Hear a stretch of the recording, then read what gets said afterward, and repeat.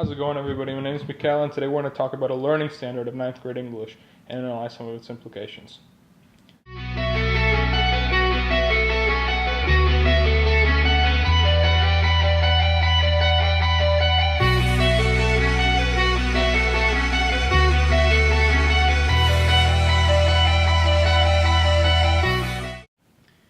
I know, the standard that we just saw seems really long and confusing, but if you actually just truly understand what it means, it becomes a lot simpler. To rephrase the standard, it simply is, what was the original goal of the United States media, and how has that goal changed today?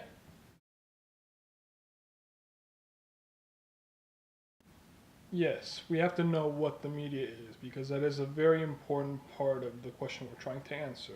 The dictionary definition of media is the means of communication, such as radio, television, newspapers, or internet, that reach or influence people widely.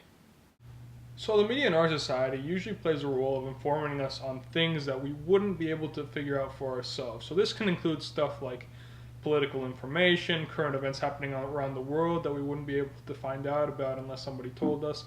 Stuff like that. It usually tends to play the role of informing us on things we wouldn't be able to find out for ourselves. But the important thing to realize is that there are many external factors that can influence the quality of information that the media gives us. So one real-life example of how the media's information has been compromised is by the media consolidation that has gradually taken place over the last 30 years. In 1983, there were over 50 companies that we could get our media information from. In 2011, only 28 years later, that 50 companies has dwindled down to only 6 companies. So that means that only 6 companies control the majority of the things that we read, watch, and listen to. So even though this doesn't sound like a big deal, it can be an absolutely huge deal. So let me explain why. Since I'm surrounded by music, I'm going to compare the media consolidation that has happened to music.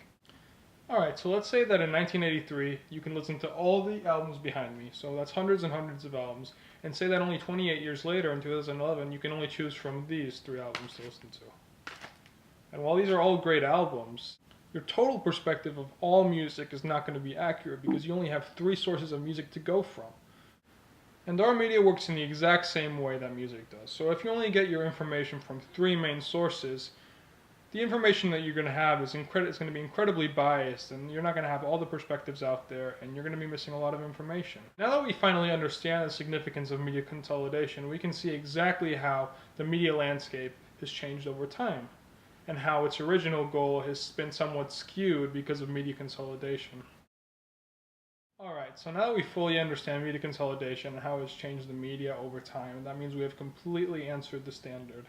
But always remember, especially in English, there are very many ways to answer each question. So while my answer about media consolidation may not have been wrong, you could talk about something completely different and answer the exact same standard just as well as I did. Anyway, that's it guys. Thanks for watching, and I hope you got something out of it.